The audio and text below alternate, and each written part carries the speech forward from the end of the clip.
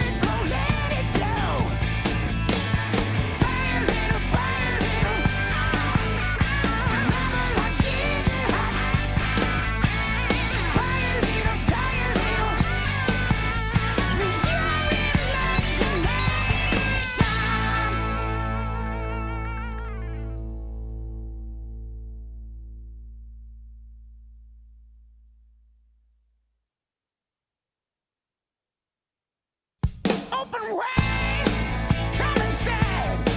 Take a seat, rest your feet for the ride. There's no proof, there's no lie, just a sensual gleam in her eye. Let it blow, let it go. Watch it dance from the pole, see it grow. Does she sigh? Is she shy? Do she cry? Does she sting like a bee when she's high? Sounds like somebody we know. We know her. We know. Sounds like a few people we know. Yeah. So, Yes. look, kids, there's a new season, right? Jackie and Peter, man, come on, get on board. They have their podcast. Yeah, season 2. So check them out. Yep. Wherever you get yours. That's right. And I owe you guys like 4 seasons of my podcast. But I'm going to get there. I was editing today and having myself a good time and watched part of Jackie's show and just laughed my ass off. So, and this show is, this show runs about a little over an hour, which is about right for us. So I thought it'd be fun. I'll sit here and watch it with you. And like we did last week, if you need to know something, and I know what it is, I know the answer, you got it. And I'll be here too. And I'll be here too. Because Jackie's freaking funny, and Oh, I Jackie didn't is listen to funny. it today, so I haven't heard him in over a year. Yeah. yeah. So I want to laugh. Oh yeah, I hear you. I mean, he's funny. Well, this was a fun show, and this is, and it's interesting because he talked about some shows that we did together, and the last time I saw him before we did the shows together in the late 90s or 2000s was back in the 80s on the Howard Stern show when he was, the resident joke man. And it's just weird how it goes. You don't see people, then you see them, then you don't see them. And again, that's why I do the show, because I like to visit with my friends. And, when you're not out there doing it, and you're not out, you don't run into anybody at an airport or, hey, man, what are you doing on this flight? Oh, I'm going out to Nam. It's... Right, remember you ran into Randy Jackson in the bathroom airport in New Orleans? Yes, I do. How The weird is bathroom that? airport? I mean, the airport bathroom in New Orleans? That's just too weird. Yeah, it was weird. Weird. That was weird. And I just talked to Randy the other day. And listen, You didn't talk boys about and that, girls. though. Huh? Didn't No, we didn't talk about the... Hey, you remember that time that we ran into each other at the New Orleans airport? In the bathroom? In the bathroom? Okay. And they hadn't talked for years before. Yeah, we hadn't that. talked for a very long time, Yeah. and it was just well. And then here we are again. And so, coming full circle, kids, Randy's son is actually going to stage manage for Vernon Kelton on the 6th.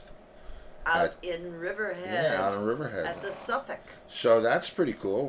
That's James Jackson. We're happy to have him on board. And I understand the lad plays a little guitar, so you never know when you'll be asked to come out and jam. Anyway, chip off the old block, right? That's right. So let's see, what else Without is new? further ado, we better get to Jackie's Oh, you ready? show. Yeah, that's right. Or you guys are going to be falling asleep. Yeah. I doubt that, but there's no breaks in this one, kids, so No, get ready this to is- laugh. Yep. This is some funny stuff. That's right. Get on those lawn chairs and Yeah, and keep moving. put your seatbelt on. Here it comes. Okay, I'm gonna That's make sure funny. your level's right. I'm laughing out loud, bro. Oh my I'm goodness. I'm There you absolutely go. laughing out loud. Wow, are you funny? Oh, you are funny. Well, you've always been funny. Have you always been funny? I don't know, but I'll tell you, it's a little embarrassing because I'm sitting here all alone in my garage, and I've been telling most of those jokes since 1958, and I'm sitting here pissing in my pants, laughing at this. It's. They are I'll funny. tell you what. They were perfect because I'm just really funny, and it's interesting because when I decided to do this show, everybody's out there playing Margaritaville. Nobody wants to hear me do that or bang on drums or whatever. And I decided this would be a great way for me to catch up with old friends in the business that I might run into casually if we were both doing the same show somewhere here or there or whatever. And the fun part about the whole thing is that I really get to see my friends. I mean, when was the last time you and I were in the same room together? Do you... I have no idea, except I do know if you're on the same show together, it's like, hey, how you doing? I hope everything's going great. Yeah, everything's been great. That's as deep as it ever gets if you happen to cross paths. I don't know. I wore this shirt. Were we Oh, Were we yes. on this together? Yes, Yes. absolutely. Yeah. Yes. Yeah, at the Hilton in Atlantic City Yeah. when who was it? Jack Bruce wanted to get in a fight with what's his name? Mark Farner. Oh. I'm sure you remember every show. I didn't host all, but I hosted some of them. But every show, Mark Farner's rap about America and we love you, and it got a little bit longer until it finally got to where it was such a soliloquy. And I remember we're on stage at the Hilton in Atlantic City, and he was halfway through his soliloquy, and Jack Bruce just walked to him and said, "Shut up and sing your fucking song." And they almost got into it. And I'll never forget, because I tell people the next night, just like seventh graders on the bus, they had to stand in opposite wings before the show started. They had to be separated like children. That was so great. Well, I'll tell you funny. I'll tell you Hey, by funny. the way, the guy who books those tours, or used Toby Ludwig, I talk to him all the time. And he told me to tell you hello. I don't know if you remember Toby. He's a Oh, I great guy. certainly do. I even remember his phone number, man, because it was like it's the only cell phone number quite cooler than mine. If you know his number, it's pretty awesome. Yeah. I certainly remember Toby, and please give him my absolute best. I hope he's doing well. He's killing. He's doing great. Good. So, man, I I can't tell you how much respect I have for stand-up, just in general, and I have some timing is so good. Yeah. If you don't have the Man, timing, your it's if you don't timing have, is but wow. that goes without saying. But just the other stuff, like I don't know, being a musician, the way you work the mic when the guy screams, get out of the office, the way you know what I mean, so that you can do the full. The dynamics of it, yeah. Yeah, but it's brilliant, and it's stagecraft, and I admire it, and it's nice to see it. And I wonder how much. It's always nice to hear that, but I'll tell you, so many people that have great respect for comics or some other field of the business that they don't directly do. A lot of times it comes from an incident. Do you know a guitar player named Arlen Roth? Sure. Well, Arlen told me I used to work at the Workshop Recording Studios. I was like the janitor, the studio manager in the 70s. Hey, Bob. And do you know the place? It was Sure. Great. Kevin Kelly and Jeff Cracky. And I was working there, and Arlen Roth came in because he used to come in and play guitar and stuff because he had been in a band with Kevin. And he said, Jackie, I got to tell you, I'm the biggest fan of stand-up comedy because my band was playing at the Bottom Line, and we had just started our set, and our bass player broke a string. And he had to go like halfway uptown to his apartment to get a string. He said, so I had to hold court for 20 minutes on my own. And he said, from that minute, I've had so much respect for you poor bastards that are up there alone because it can get very lonely very fast. And I always think that's very funny, Well, I mean, let me tell you what. I was the guy in Rat Race Choir that did that. When Mark would blow up a stack and they'd have to put something else out there, I was the one telling the golf joke or whatever. And, so I know what it's like, but I'm also protected by, I have this whole set of drums around me and a microphone, and if I bomb, it's not like I'm Yeah. And so I wondered, because I was thinking about this, and I was really looking forward to this, because as much as these conversations are informative for the audience, this one, I have a lot of, I have some solid questions. Now, and I have some probably not true answers. But I'm going to tell you a quick story about true answers. Okay.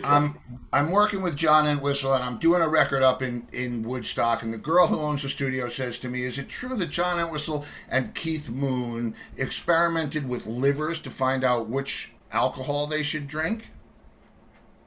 And I said, I haven't heard that one, but I'll go home tonight, I'll call and I'll ask. So I call him up and he laughs, no, that was an article that we read in the doctor's office about experiments that they did on chicken livers, and that brandy was the best thing to drink for your liver.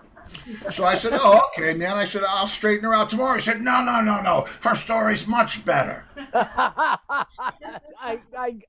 Listen, when I think in college, I don't even remember, it was so long ago, I read an interview with, I think it was Keith Richards. It might have been Mick Jagger, but more likely Keith Richards. And it was about him, and it said how when his addictions, him and Mick, their addictions got really bad, how they would go to Switzerland and swap out, they take out their blood and cleanse it and put it back in, they'd start over. And I was like, how fucking unfair is that to the rest of us, all of us drunks, and they get to start over? And then not long ago, like a year or 2 or 3 years ago, maybe it was even in Keith's book, he said, yeah, you get so sick of getting interviewed, and they ask the same goddamn questions. He said, some guy asked me about, did I worry about drinking? I said, no, mate. We just go to Switzerland and get our blood swapped out. He said, I totally fucking made it up. I just needed something to tell it. And here I've been telling everybody this story for decades, Well, I heard that about Keith Richards and also Jimmy Page. Yeah, and and I'll tell you what, I was doing, talk about those guys. I'm doing an interview on that same tour that you were on with Entwistle, and the guy says to him, John, do you have a drug problem? And he says, the only problem I have with drugs is finding them. He's a character. Oh man! And Now listen, I got a question. Sure. When I played in the 70s, we had a 2-man band, 2 guitars, and then we eventually added a keyboard, and the guy played bass with his left hand. But the biggest we got was 3 pieces. So we were teeny. But we played at these places in Massapequa and East Meadow called Neptune Pub. And the guy and his son bought a club in the Hamptons in Quogue called Neptune's. And we went and played the afternoon, like from 4 to 6. Beers were like 18 for 14 cents, one of those deals. Yeah. And then the first band was Baby, a band named Baby, Baby. yeah. And the next band was the Rat Race Choir. Oh. And all of a sudden they got a call and they came up to me and my partner and said, listen, Baby's truck broke down on the Jersey Turnpike. They're not going to be here. You're going to have to fill in for them. Steve, I tell you, we didn't get through the first verse of the first song before that fucking club was empty, man. But we stayed around and watched you guys, and I'm pretty sure it was you guys. And it was, all I know is my ears were bleeding. It was so loud. That would have been us. Yeah. That would have been us. Yeah. But you know what? I mean, the thing that I wonder, because we went to the taping of a comedy show once. Yeah. We were with a friend of ours who had tickets, and I had the club upstate where we had Howie and a couple of comedians up there. But touring for me in a band, I'm on a bus. There's probably too many people, and there's crew because there's all kinds of stuff. What is the touring contingent for you? I mean, is it you're just going from place to place? Is somebody with you? I have a very, very, among strange characters like us, I have an even stranger career because when I started in comedy, there was no such thing as comedy clubs on Long Island. And I started doing shows in bars with my guitar amp because I transitioned from musician to comedian. And I'm not even a comedian. I just tell dirty jokes. And then we started doing stuff and doing this stuff. And then I had a club, and I never really went on the road. I only did a little, like I did 6 weeks in the South with Rich Jenny. And that was at least 2 of us. Yeah. And 2 people is a lot more than one. It's twice as many. But in the very beginning, when we all worked together, like be 2, 3, 4, 5 guys in a car going to gigs, and it was just like you're talking about. It wasn't a bus. It was guys in a car, and the camaraderie was just incredible, and the stories are still flowing. But then I got to the Howard Stern show and got big, and I started headlining like at the Chicago Theater or at the State Theater in Denver, and these places. But it was just me. And maybe the MC would be the local DJ, or they'd get a local guy. So I was alone. And I'm telling you, it's very lonely. If there's just one other person to bitch at, you're all set, But when it's just you you can't make $12,000 and complain to the guy that just made $40 that this is a tough life. Because they really don't. I hear you, but by the same token, I know about that loneliness, that road loneliness, and I thought to myself, wow, if you're out there for 6, 8 weeks at a time, especially, but I never thought that maybe a bill would travel together, like 2 guys, but still, it's got to be. But I never did the tour. Like when I was on Stern, I'd fly to Vegas and back, or I'd fly to Chicago and back. Well, you were, Friday and Saturday, like not, the Wednesday, Thursday, Friday, Saturday, Sunday, I did that for a couple years, but it wasn't a tour. It was just like a club in Nashville or a club in St. Louis and a club in Missouri, or they were kind of strung together however you could, but it's the same hell. You're on an airplane by yourself. You're waiting in an airport by yourself. You're in a limo by yourself. You're in I wrote a song. That's not the worst of it. the limo, the plane, all that is at least distraction. Sitting in a goddamn hotel room all day to wait to go get drunk and do 45 minutes worth of jokes. You're ready to slash your wrists, you know. It's crazy. Yeah, but the good news is that when you get to the club, you are so happy to see human beings. It doesn't matter what they are. What a friendly guy, John. This guy Jackie is so friendly. Well, you're the first human being I've seen in 48 hours. Of course, you know. You're absolutely right. You know, I'm like, listen, what am I doing? I'm blowing the doorman. You know. But I mean, so Stern happened. I mean, and well deserved. Boy, the chemistry, and I experienced it firsthand a couple of times. The chemistry in there was just undeniable. I mean, what a shot! How did that happen? You know, it's really funny. I hope You so. know, you go up and you go down. You know, like right now I'm at the point. I always make the same quote that Jackie Mason says. He says, "I never have to work again unless I want to buy something." But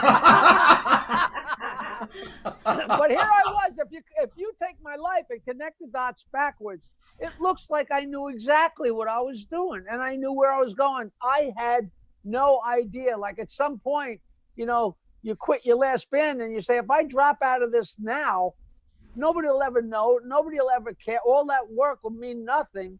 But my band recorded a song in the 70s at the Workshop Recording Studios, and the guys like me asked me to work there. And I learned enough about recording to know how to make an album.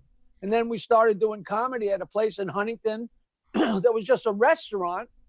And I had my guitar amp with a microphone input into it, and I hung microphones, and I recorded my vocal and the house laughs into a Nakamichi cassette player and chopped it up with a razor blade, and that was my first comedy album. Wow. And I did 3 comedy albums, you know, slicing them with a razor blade. I know, yeah. And then along the way, excuse me, when I put out my first album, I sent them or gave them away to everybody. And it's so funny because here it is, 1979, and I'm standing at the door and saying, you want to buy my album? And people buy my album for $5 and I'm autographing it, which is so exciting. I've been a comedian 6 months, but I got my own album because I knew how to do that. It's baking a cake. You buy flour, you got some water, you got an oven, you can have an album, right? So I'm selling these albums. And the guys are breaking my balls. The other comics are making fun of me. Look at this idiot with his albums. And then one day somebody goes, wait a minute. We each made $40. He's walking away with an extra $70 or $80. Maybe he's not such an idiot, you know. Hello. And that was decades before anybody's. Now you can't go to a show without somebody selling. But then I made a second album and gave them to everybody, and third album gave them to everybody. And then I was working in Washington, D.C., and the owner of the club said, hey, there's a guy that used to do broadcasts in his underwear on Friday mornings from the club. He's a great radio DJ. He just got fired. He's going to New York City. You should look him up. I never heard of the guy. I didn't know from radio. I'm a hippie. I listened to the Eagles in my cassette player. Right. So I sent my 3 albums, you know, Howard Stern, Carrie, WNBC AM, Rockefeller Center. And like a month later, you know, my girlfriend calls me up and says, hey, that guy Howard Stern just called. He wants you to call him. So I called and he got right on the air. He said, hey, man, we listened to your albums. You know every joke. You want to come hang out on the air? I said, sure. I went in and I sat down with Howard and Robin and Fred. And we laughed our asses off for 4 hours. And Howard said, you know what? You're a lot of fun. Why don't you come back next week? And I came back once a week for free for 3 years. Wow. So I paid my dues, and slowly but surely I was giving him ideas and notes and suggestions for lines. And then he went to mornings, and I was a full member of the cast, and we went to Pluto. Absolutely went to Pluto. You sure did, bro. And well deserved. I mean, that's I'm glad to hear that he did the right thing after a while. No, it was really good. It was really good. You know, of course. I mean, you can't buy that. You can't buy that kind of experience. And look, I mean, the proof of the pudding. Look backwards. You know what I mean? Like, it's like you said. The hookers the Jews guys like watching the hookers give the money back. But I got to tell you something, and this is a segue because I'm going to go back because I wanted to talk to you about comedy. Am I talking to you in a time capsule or a space capsule? It looks like Yes. It looks like you're sitting on the moon in a space capsule. No, I'm in the space station because COVID. I thought I'm safe out here for a while. Okay, and I keep hearing this pretty girl. Is that your wife? Your That is girlfriend? my producer of all things but children, Laurie Luongo, my wife for how long? 37 years. 37. Oh my God. Yeah. That's a prison sentence. For some we're people. still best friends. Yeah, I'll tell you what. Yeah. I meant for her.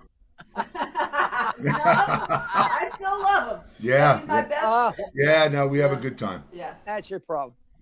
It is. Hey, my ex-wife lives 2 doors away, and we double date with her. Figure that one out. Really? You know what? I get that because the parts that used to work still work, and you just adjust. That doesn't sound all that strange, to And me. the parts that used to work that don't work anymore is no longer an issue. Exactly. For anyone. So there you go. Online, I could still do it twice. Yeah? Yeah, my favorite is the one in the fall. Man, you're just naturally Now- funny, right? Yeah, Oh, well, no, yeah. it's just old crap I've been telling since I was in 2nd grade. Go ahead. I didn't Yeah, mean to interrupt but you. it's not even that. It's a delivery. I mean, I could tell you. I tell Like you. Rodney Dangerfield behind him there. Hey. That's my guy. Hey, you want What to time you do back at Boys Town? This is my COVID joke. So a guy knocks on the neighbor's door, and the neighbor answers. And he says, "Hey, man, since the COVID hit, I haven't seen your wife." And his neighbor says, "Oh, she's out back in the garden." He said, "Well, I was just out there. I didn't see her." And his neighbor says, "Well, you got to dig down a little bit."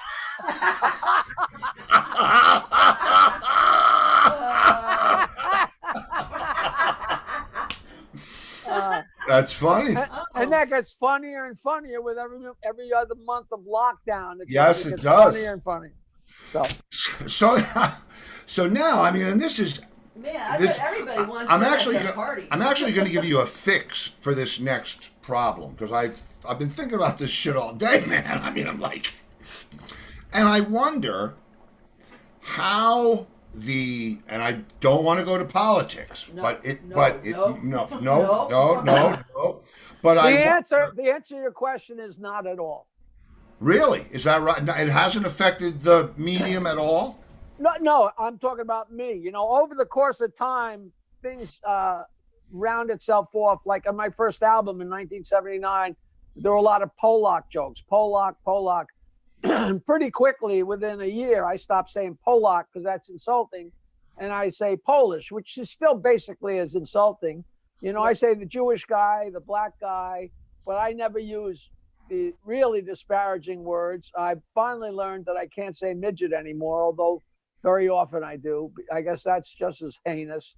But I've always been the same guy telling the jokes. And anybody that sees me on stage, if they can't tell that the only thing on my mind is making them laugh, then they're a moron. I got no agenda. Right, of course. Yeah. I'm not trying to turn anybody into this, onto that. There's no politics. There's no nothing. I'm just trying to make you laugh.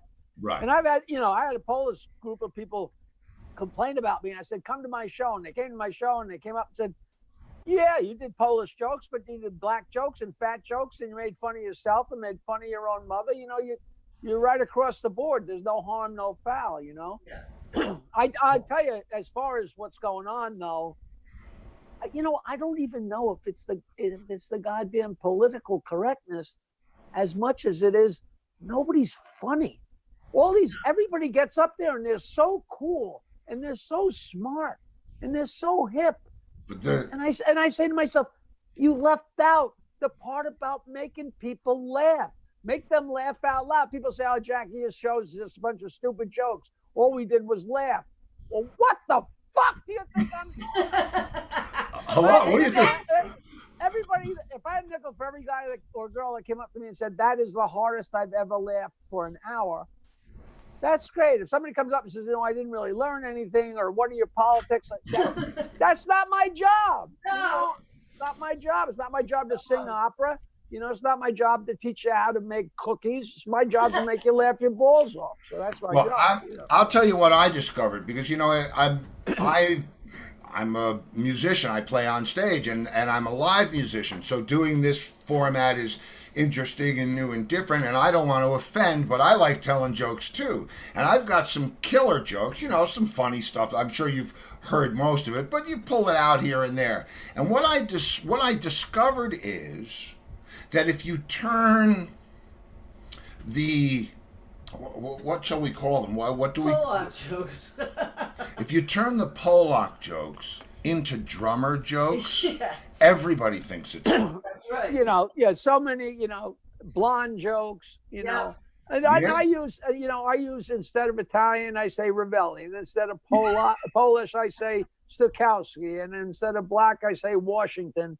Sometimes I do that, and sometimes I don't bother, but it's so easy to make it gentle. And it turns out that Polish jokes, we're at the age where we've seen enough stupid people and done enough stupid things ourselves. You don't even have to make it a nationality. No, you you can don't. just tell it as a guy. A guy jumps out of a plane with a parachute, and he completely forgets what to do. He took the training, but he completely spaced it out, and he's zooming down like 1,000,000 miles an hour. He's freaking out, and all of a sudden he passes another guy who's on his way up. He says, "Hey man, you know anything about parachutes?" And the other guy says, "No." "You know anything about lighting gas stoves?" They not a Polish joke. That was a Polish guy and a black guy. You know how to light a gas stove, but it doesn't need it because we're older now, and we're all stupid, and we're all forgetful. We're all idiots except for me.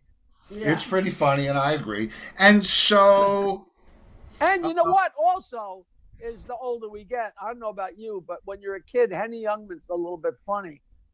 But Henny Youngman gets funnier every 5 minutes, every year, because all that marriage stuff, when you start living with a woman or a woman starts living with you and trying to go through it, he just gets funnier and funnier and funnier because marriage it's an impossible situation. It's great. I liked your fire extinguisher. Oh joke. God, the old lady in the store with the dildos, that was priceless. I had a girlfriend that just every once in a while she'd turn to me and go, "Give me a red one." That's funny. Well, I got to ask you a question. Do you know the one about the plastic surgeon with the dial in the back of the lady's head? There's just the one where your vagina's on your chin. I mean, that explains you've got bags under your eyes. Oh, those are your tits. So that explains the beard. There's so many versions of that joke. The guy goes to the doctor and he's got a big pimple in the middle of his forehead, a huge pimple in the middle of his forehead. And he says, "Doc, the thing's so ugly." And doctor says, "Geez, I can't believe it. You got a penis growing out of your forehead." And the guy goes, "Jesus Christ, Doc. What are we going to do?" And the doc says, "Well, I'll just have to wait till it's fully grown and then I can remove it." He says, "Fully grown? I can't go through all those years looking up at a dick." He says, "Well, it won't be that long. After a couple of years, the balls will cover your eyes." Yeah. It's all the same joke. But it's beautiful. I'll tell you what, Gene Cornish, Gene, right, from the Rascals? I love Gene. We used to call each other once in the middle. I'd call him in the middle of the night and give him a joke, and then he'd call me and tell me a joke I knew already. Right, of course. He does the same thing to me now. I guess I'm the guinea pig now. He calls me up the other day. I see it's Gene. I said, "Hey, Gene, how you doing?" He said, "Do you know that to be kissed while you're sleeping is the most intimate and sincere display of love, unless you're in jail?" Hangs up the phone.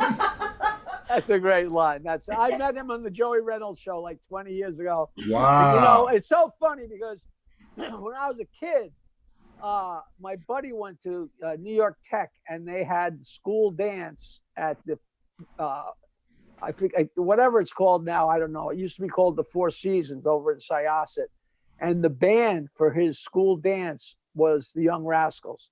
And I'm talking about on a platform about 6 inches tall, and they must have just started doing gigs around. I don't think I ain't gonna eat my heart out anymore. I don't think that had even come out yet. And I was like spellbound, out of my mind, watching these guys, and now they're all my friends, and I can't wrap my head around. You know, meanwhile, I'm friends with Felix and friends with Gene and friends with Eddie, but they can't be in the same room. Oh, I know. Gene just had to give a deposition, and it's like, so great. It's crazy. Hey, you know, one of those shows I did for Toby, Felix was on it, Felix and his Rascals, and I introduced them, and he said, Jackie, I almost couldn't walk out on stage. He said, I almost pissed in my pants listening to your jokes. So, anybody, this is a guy who was, I had the whole student body of Michigan State, dancing to People Gotta Be Free, and these are my boys. These are my boys. I never met them. I'm just talking about my heroes. And then you get to know these guys, and it's just, you know exactly. I do. I know exactly. That's what this is all. That's what this whole show is about. Is that family that we all come to. And one of the reasons I was so looking forward to your call is because it's such a integral. Comedy is such an important part of all of aspects of entertainment business, not just live on stage, but film, and it's so. And you know what, important. Steve? Everybody loves jokes. They did a documentary on me that's not out yet because there's no film festivals to take it to. And my buddy Ian, who made the documentary, rode with me all the way to South Pennsylvania, recorded 2 shows. And I mean, tape me eating chicken and tape me changing my clothes in the parking lot. I mean, every 5 seconds he was up my ass with the camera. And we're on our way home from southern Pennsylvania, and he puts away the camera, and my phone rings. And it's Mark from the Turtles. And he's like, Jackie, we're on the bus. We're in the middle of Kansas. We don't know what the fuck we're doing. We're all going out of our mind. I'm going to put you on speakerphone. You got to tell some jokes.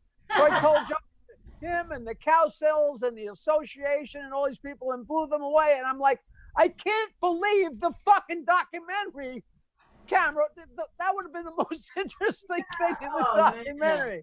But it was so flattering because here's all these entertainers calling up and saying, entertain us, with your stupid jokes, but I'll take that. Hey, man, let me tell you what. It's, you go to a party and everybody gets a little toasted, right? And there's 2 guys. One guy who's pontificating about taxes and the State of the Union, and the guy who has everybody around him laughing their ass off. Which one, right. Where are you sitting? I'm over by that guy. The way I always used to tell it is if you go, every party you go to, there's 2 groups of people. There's the people in the huddle telling dirty jokes, and the people that are trying to think of a joke so they can get in the huddle. Exactly. That's right. That's right. And okay, and I was always loved weed. I mean, I thought I was funnier when I was stoned. Do you think that's a scientific fact? No, that might be when it comes to you. I think once in 40 years I smoked a little pot before I went. I have never smoked pot before I went on stage. And Rodney, until the very end, when he's very old, he's like, "Hey, no, never get high before. After, get drunk after. Get drunk, get laid after, not before." What about because a drink? pot, my act is not a pothead act. It's No, it's laugh, really not. Get crazy. It's high energy. Be nutty. Not that potheads don't like it, but that I'm not gonna be like, "Hey, man." No. I wasn't. I was talking about inspirational, not performance wise.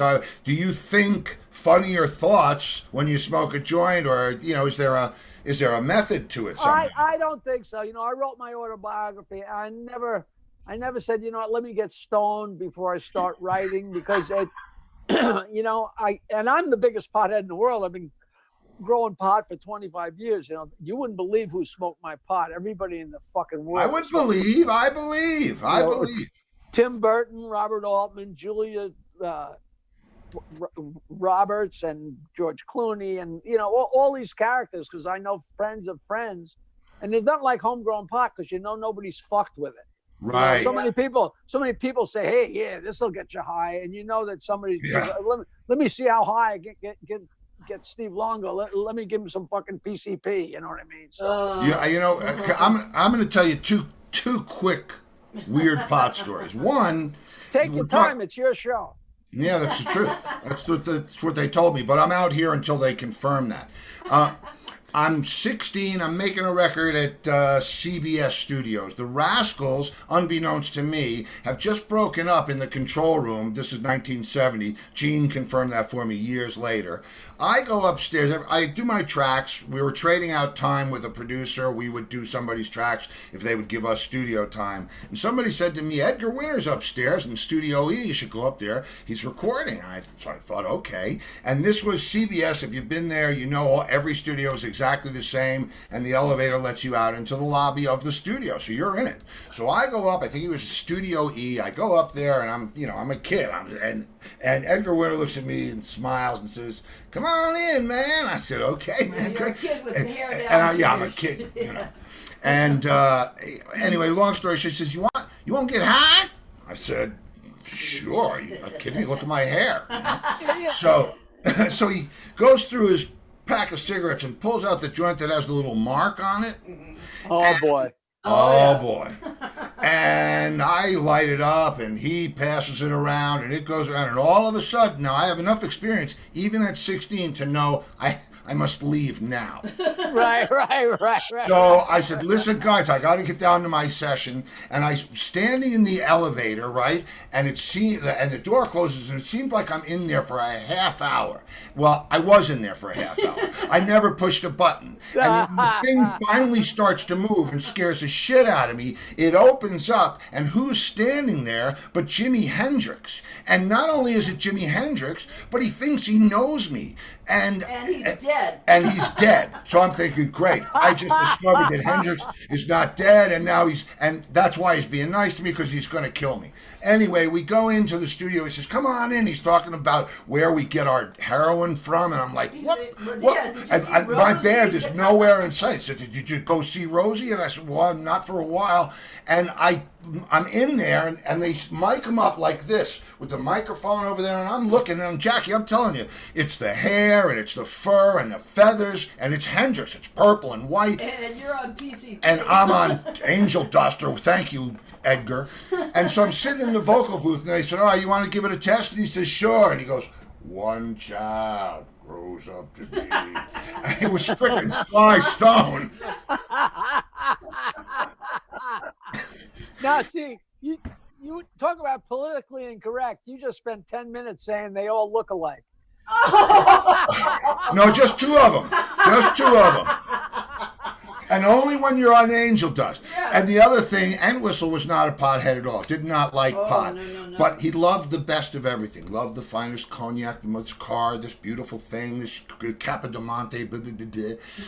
So we do a show at BB King's. And I don't know if you know Ari, the booker. He comes out and he says, "Hey, Steve, I know you like the good pot." He says, "This is the good pot."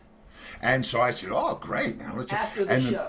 After the gig. And the minute I hit this thing, I knew, you could just tell, grown at 40,000 feet, picked by the right hand of left-handed people. It's one of those with the story. And so I said, "John, you got to try this." No. I said, "Well, what? No? Aren't you the guy that the best of everything? The best of everything? This is the best." And he goes, "Really?" And I said, "Yeah." He takes a big hit, and I said, "Now hold it in like a grown-up," right? And he holds it in big time. And so we leave. He doesn't say a word. And this is, I could go on with this forever. But we get in the cab, and we're going back to the plaza, and he says to me, "Steve, when does this stop?"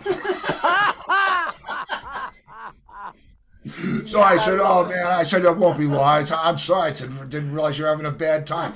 We get back to the plaza. This is the beautiful part because remember, he's English. We get back to the plaza, right? And instead of in his 6-room palatial suite, instead of going and sitting on the couch, he gets in that uncomfortable wooden writing chair that they give you that looks like Louis XIV, and he's sitting in the thing like he's wired on gack out of his mind. And he says, Steve, is this going to stop anytime soon? I said, are you still having a hard time, man? Listen, I said, all you need, don't worry about it. I'll take care of it. I go out to the mini bar, English mini bar, and I pull out the Plaza bar. And I go in there and I said, all you got to do is eat this and you'll be fine. And he said, where did you get this? And I said, out of the mini bar. He said, you do know how much this is? I said, you want to sit there spinning for another 20 minutes? You want to eat? And he ate it. He ate it. I'm sure it straightened him right out. Oh, yeah. Well, yeah, eventually, yeah. Something man. did. I'm not sure. That and something else. You know, Yeah. I grow great pot, and the first,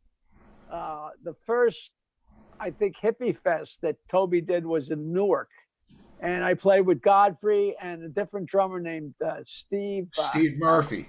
Steve Murphy and a bunch of guys. And this is when I first met them. And I said, listen, I got some great homegrown pot. And they said, great. And me and Murphy went out to my car and got stoned. And then he texted me or emailed me. He said, Jackie, I got so high, I couldn't find the fucking hotel. I drove all the way home to South Jersey. I said, so in other words, I'm a good gardener, you know. Hey, listen, and respect, brother. I'll tell you Godfrey's story. Did you know Billy St. John, rest in peace? No, that's a name might have I've glanced heard off, banded doesn't around, matter. you know. He was the one who brought, he was the one that brought things on the road, right? And it's Billy and I that are really running the tour. Well, he and was best friends with Bobby Shigard. yeah, he was friends with, it's, believe me, you're 2 degrees of separation. So anyway, we're on the bus and we said, everybody else is sleeping, been up all night, and we're up, and we're going to watch a movie. And we said, what do you want to watch? And Billy says, let's watch Natural Born Killers, with Woody Harrelson. Right? So Godfrey comes out, he says, oh, we watching a movie? I said, yeah, but we're going to tune up first. You going to join us? And he said, what? And we said, come on, you got to smoke something. And this was like, we called it stupid jerky because it looked like jerky in the bag, right? Yeah. So we get him, and he manned up, smoked the joint. I mean, and Godfrey's not a pothead. No. Smokes the joint, right? We watch the movie, and we open up the things, the shades, and he's sitting there like this. And I said, what happened, man? That scare you? He said, yeah, a little. He said, but you know what really scares me? And we said, what? And he said, you guys smoke this all day long, and you're running the tour. Oh, faders in the I love it.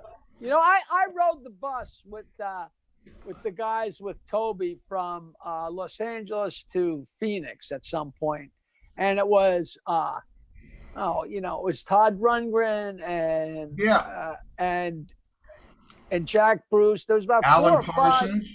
About 4 or 5. Alan. And I guess Alan, what's his face, didn't come, but there was like. Whatever, like 5 or 6 major rock stars on this bus. And, and we stopped at like 2 in the middle of the night. We stopped like at a Walmart. And these old rock and roll stars are walking around up and down. And I'm looking in the aisles of Walmart, seeing these homeless old people. And I'm like, they're not homeless old people. That's Todd Rundgren and that's Jack Bruce. And we got in the bus and I said, you cocksuckers. I said, do you realize if this was 40 years ago, it'd be hookers and coke and I'd be having the time of my life.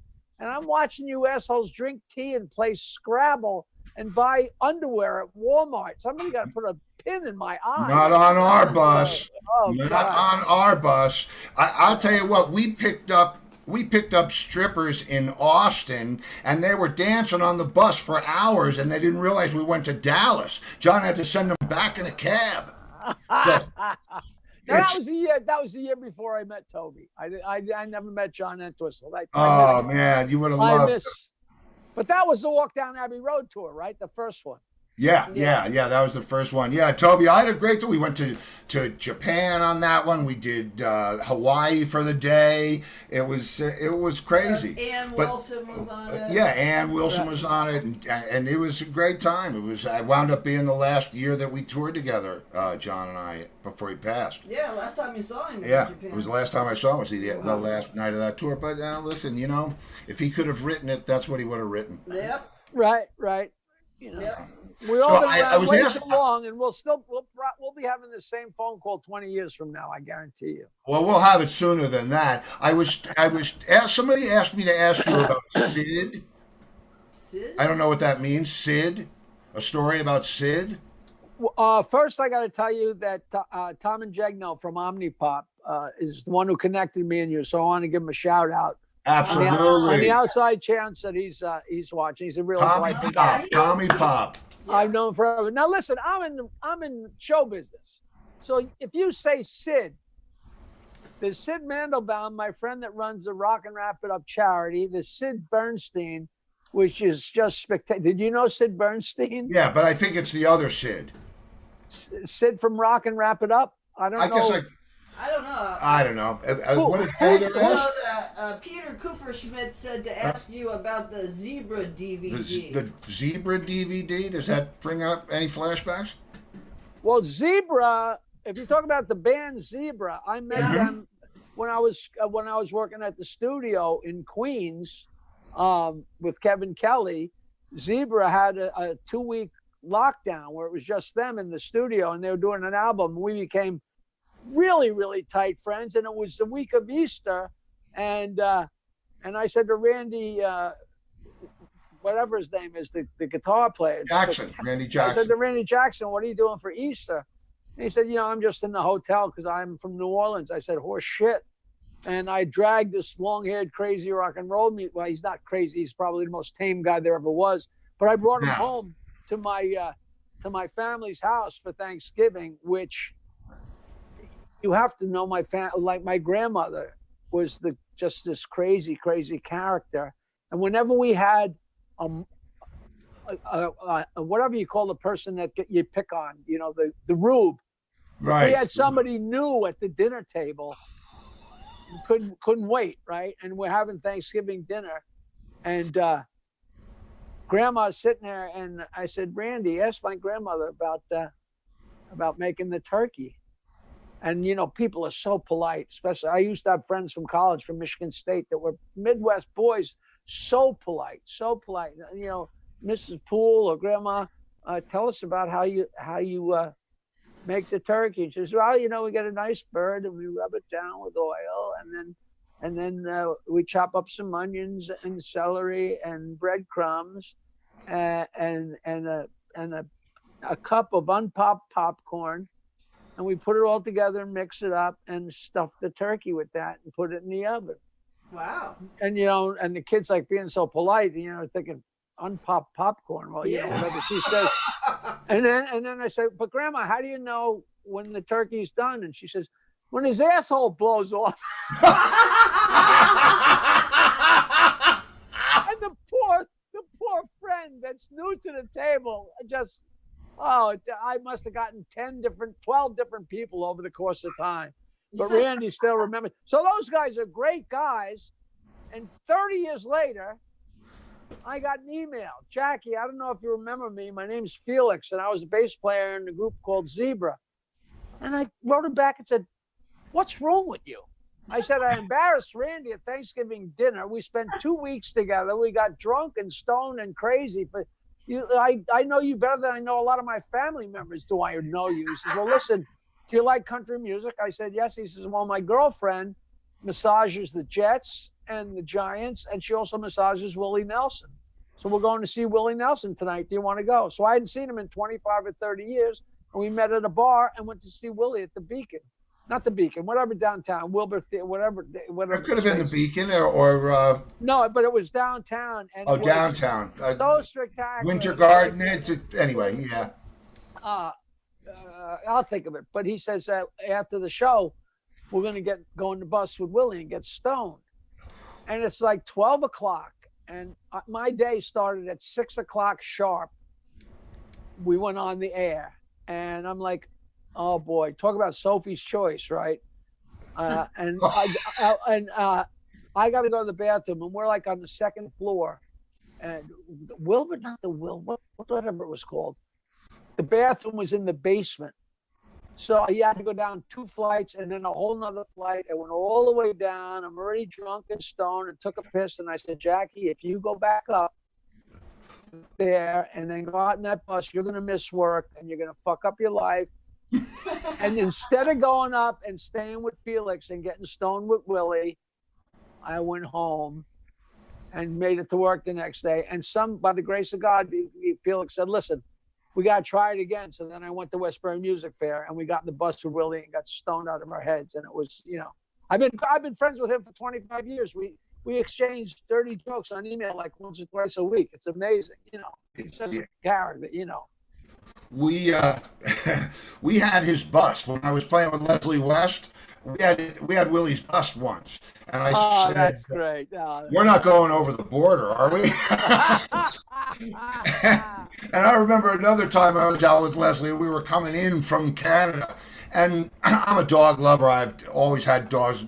I love dogs, and I see these labs, right? And they're up on these stainless steel tables and they're wagging their tails. And I said, wow, I said, check these dogs out. This is good. They're smiling. They're happy. And Leslie goes, it's not good if they're happy to see you, Steve.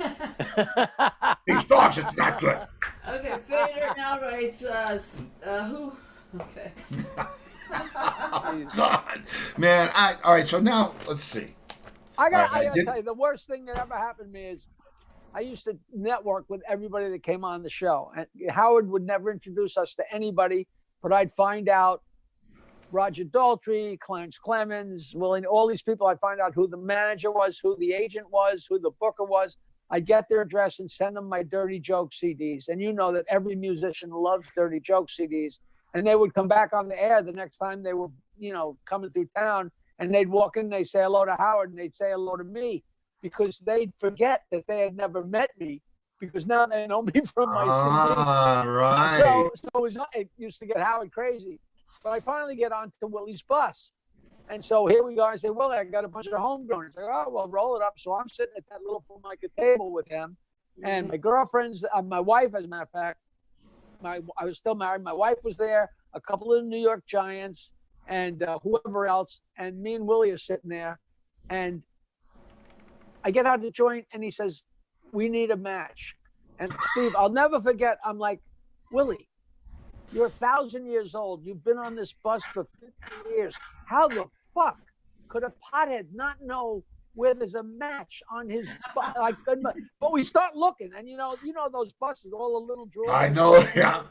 I pull open, I just swear on my mother, this is true. I pull open a drawer and there's my CD, Hot Dogs and Donuts. And I'm like, I got a hard on. I couldn't believe it. I was like, look at this. Holy fucking God.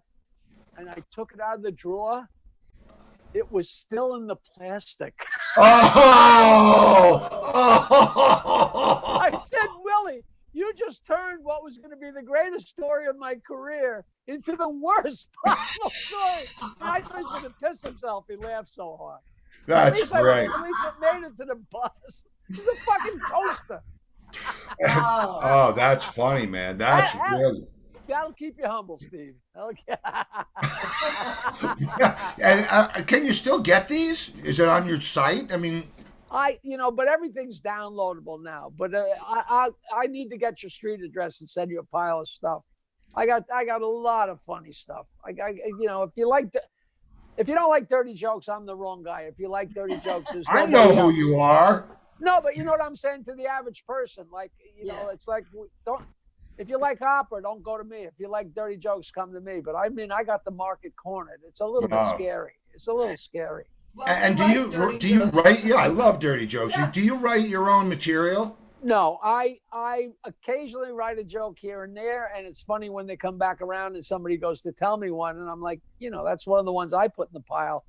But I've been telling old jokes, and they're not old jokes, because there's no such thing as an old joke, because it's all completely subjective. A joke, if you've heard the joke already, to you it's an old joke. If you haven't heard the joke yet, it's a new joke. And that applies to every joke, to every person. You know, if somebody heard a joke a week ago that I've been telling since 1945, and they go, "Oh, that's an old joke," that means they heard it a week ago. You know, Right. all the jokes have been around and around and around and around, and it's just fun. It's just silly, you know. It is fun, and I'll tell you, I got into when I came down to Florida a year or so after I came down here, I got sucked into the evil game of golf, and the golf jokes are freaking phenomenal. Have you heard the one about the American businessman that goes to Japan? Absolutely. You know what? There was a girl who was at one of the holes to make sure you didn't cheat, saying you got a hole in one to win a car.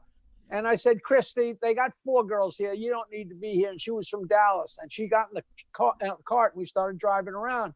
And I had already told the joke to the guys in the cart. So every time somebody hit a bad shot, I'd go, "Oh, Nashigayena, Nashigayena," however you tell it. And after a while, she finally said, Jack, what is this Nashigayena you keep saying? And I said, "Well, you know, you weren't on the cart yet, but it's a joke." And I told her the joke, and she laughed, and she said, "You know, that's funny." She says, I didn't know what you're saying. I thought maybe Nashigayena, I thought maybe that was one of those Yiddish expressions."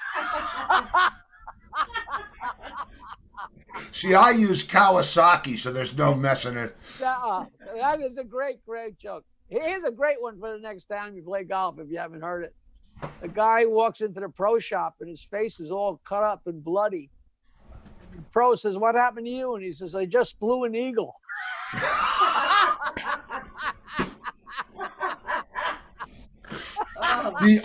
See now, do you know the one about the penguin that his car blows up in the little town?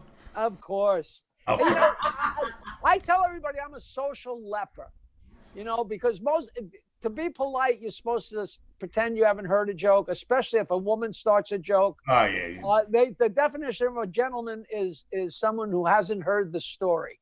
And I'm like, I can't do that, because I can't have some chick come up and say, "Why'd the chicken cross the road?" and say, "I don't know," and have her say to get the other side and spend the rest of her fucking life telling everybody, "I stumped that guy Jackie the joke, man. You didn't know my joke." So, you know, people go to, you know, tell me a joke, and, you know, I do horrible stuff too, you know, like, I'm not going to finish this story, but It's okay. It's okay. no, So, like, all right, let me ask you this one. Girls come up and say, "Oh, you're so dirty. Tell me a dirty joke. Tell me a dirty joke." And I say, "All right, how do you get a gay guy to have sex with a girl? You put shit in her vagina." See now, Leslie is. And then the girl says, "Okay, you win. I'll leave you alone." And then, you know. Leslie used to use the one on stage. "My girlfriend told me to kiss her where it stinks, so I took her to New Jersey." Yeah, I loved him. What a character. Me too. And he called me just a few weeks before he passed. He said, "Steve, I'm living in Florida now." I said, "Good. How you doing?" "How do you think I'm doing? I got one leg." That's good to hear from you, Les. I loved him too, man. I loved him too. Yeah. Well. Okay. Yeah, that's a high note to go out on, you know. That is a high note to go out on. Because what I was about to do was tell you my wife's least favorite golf joke. I'm going to save it for another time, because I know you would get it and appreciate it. No, if it's her favorite joke, I'm going to laugh like No, it's her least favorite. She doesn't even think it's funny. Nobody thinks it's funny. All right, Nobody laughs. May I try? Nobody laughs. And if you've heard it, just flag me off, okay? Guy shows up to his weekly foursome with one ball. You with me so far? Okay. Rest of the foursome says, "What's up with the one ball?" He said, "This ball is amazing." He said, "If you hit it in the water, it floats to the surface and it finds the nearest shore. And if you hit it in the woods, it emits a sound that can be heard up to 3,000 yards away. And it'll send up a light. And it's just an amazing piece of equipment." And they said, "Where'd you get it?" And he said, "I found it." What? I have always thought that is so funny, and there are so many people.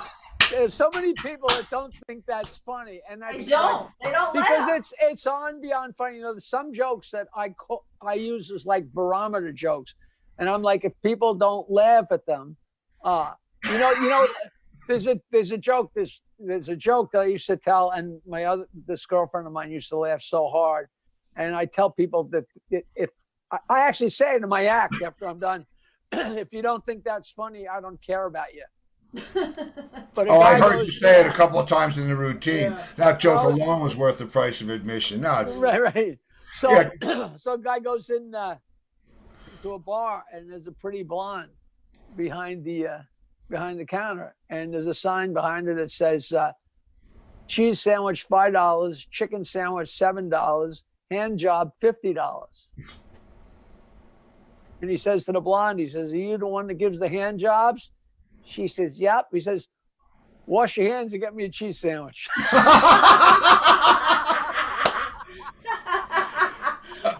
That's great. There's people that don't think that's funny, and I'm like, if you don't think that's funny, you don't belong in my life. All right, you know? stop. Please stop me if you know this one, because this is one of my maybe I get this one by. Guy shows up to the golf course, and he's got no one to go out with, and they pair him up with Vito from New York, who's there on a business trip. No, nothing, not ringing a bell. But it could be five. You know, Vito could be a priest. Okay. Vito So- could be a priest. Right. So no. So Vito has his clubs in the back, and the guy is a member at this club, and he lives on the grounds. And he says, "So, Vito, what do you do?" And Vito says, "Well, I'm down here on business." He said, Yes. What's your business?" He said, "I'm a hitman." Yeah? No? I think I could save you $1,000. Okay, what about the talking dog? That's You're awesome. talking to me, Longo. You're talking to me. You didn't pick me up on the side of the road. Hit that. Oh no! Believe I know these fucking that's a. this is Don't get me wrong. That is a great joke. it is a great It joke. is a great joke. But I'll tell you, this is kind of a long story, but we drove out to Albuquerque, me and my partner. We had a 1955 bright yellow Cadillac hearse. That's what we traveled in. We're in the mountains of Albuquerque playing at the Golden Inn in Golden, New Mexico. And there's a rich guy that used to fly in and land behind the inn with his beautiful girlfriend and come in and get drunk. I don't know what the connection was to the place. And the guy was a fun guy, a rich guy, got around, and he got word that there was a guy staying at the Golden Inn that knew a lot of jokes. So like a lot of people, a joke tells like a gunslinger. You know, I know just like the way you are now, you're like, what do I got that he hasn't heard? yeah, what do I got there? Yeah. That's what people are like. And this guy's like, I got one. So he comes up to me, and this guy says, all right, I got one. And he's like the hero, the rich guy. He got the plane and the girl. He opened his mouth, and I told him the punchline. And the guy's jaw, he just, it didn't compute. But then you back time it because he said to me, nobody has ever heard that joke. He says, I sold that joke to Playboy 20 years ago or whatever, blah, blah, blah, and yuck. And I thought about it, and I remembered I had been told that joke by a waiter at Pipe and Rock Club in Locust Valley when I was a busboy, who must have been in college when that issue of Playboy came out. You know, everybody's got a few jokes that they like to tell. And that was one of the jokes in this guy's wheelhouse. And he told it to me, and I loved it. And I had always repeated it. And so when the guy started it, I recognized it and finished it. He said nobody has ever in his life had ever known it. I'll make it as quick as I can. But a guy's got a down and out bar on the boardwalk in Coney Island. He's about to shut down forever. And a clam walks in.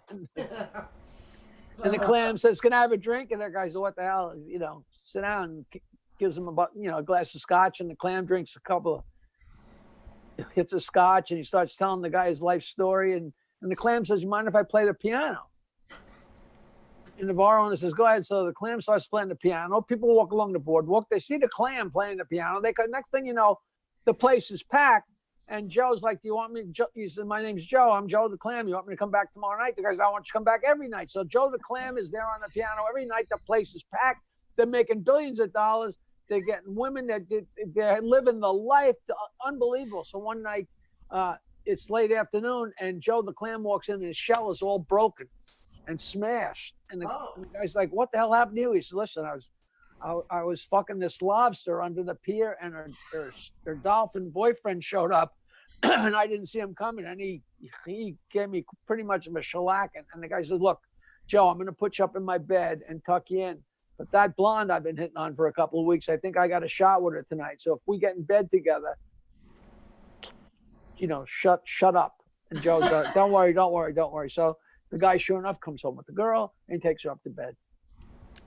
And the next morning they wake up, and he looks over at her and he says, "How was that?"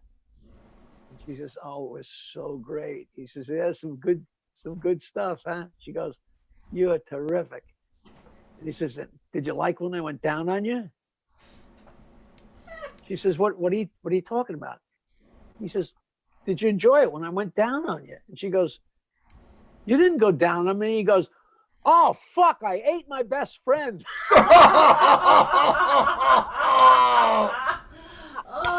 Oh, now So that's the guy even with not. the plane says this guy's got a bar on the boardwalk in Coney Island. And I said, "Yeah, I ate my best friend." And the guy was like, "Oh, oh, oh." That's man. Well, listen, I'll tell you what. That's the high note to leave it on. That man, you are. I enjoyed this more than I can tell you, bro. Just I gotta say two things. First of all, I do cameo.com/Jackie Martling. If you like jokes, you want me to insult Steve, if you want me to insult his wife, if you want to say happy divorce to somebody, or people say my mother's turning 73, she loves shit jokes, she loves Jewish jokes, whatever you want to say to her, blah blah blah. It's cameo.com/Jackie Martling. It's a lot of fun. That's the only thing I plug on these things. no, you should. No, and I'll put it on the site, cameo.com/Jackie Martling. And I'll do the same time. Thanks to Tom and Jagno for putting us together. And Man, yes, we big thank you, have Tom. not even made a dent in the stories we can tell. So where are you in Florida? I'm on the West Coast in Fort Myers. I got a call 2 weeks ago to work in Fort Myers at the Comedy Laugh-In Cafe. Yep. Is that near you guys? 5 minutes.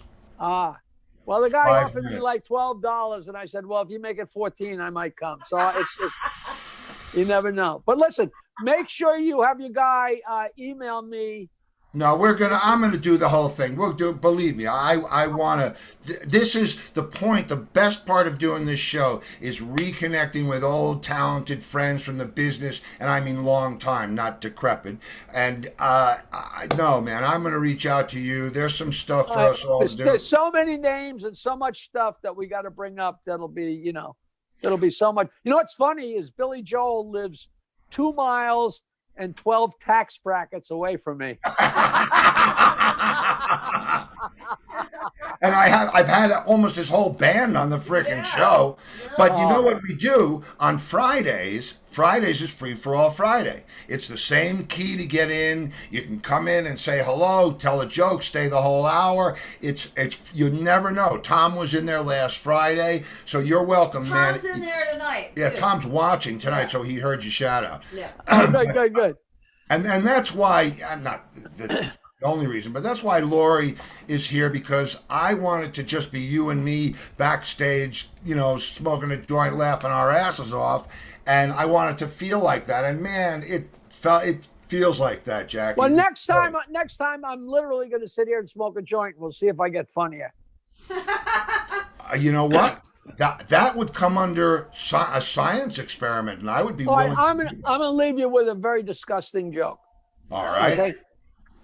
Grandpa's with his grandson, and they're sightseeing in Pennsylvania. And Grandpa says, "Sonny boy, you see that field over there? That's where they fought the Battle of Gettysburg in 1863. And Sonny boy, there's people that think the Battle of Gettysburg was the turning point of the Civil War." The kid says, "Duh, Grandpa. Tell me something I don't know." He says, I could fit my whole fist in your grandmother's asshole.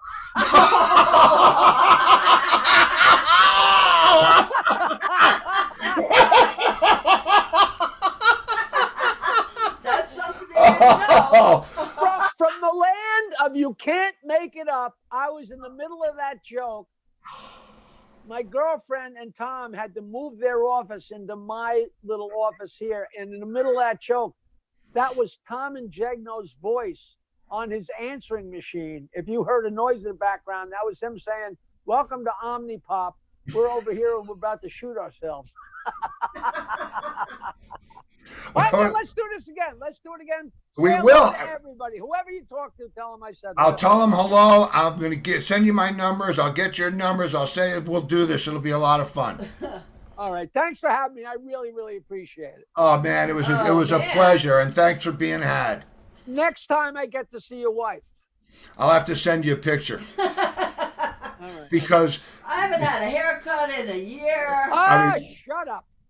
no, she didn't say she hasn't shaved in a year. She said she hasn't had a haircut in a year. I mean, we're civilized here. We are I civilized. thought you said the west coast of Florida. Well, yeah, we snuck over. God bless you, bro. Man, you are so funny. You are just, man, you lit my day up, man. All right. Thanks, Steve. And a little piece on the side, right? Always. Okay, always, brother. always. Talk to you soon. Thank you, Bye, man. Jackie. See you, Jackie. Bye-bye. It was a pleasure.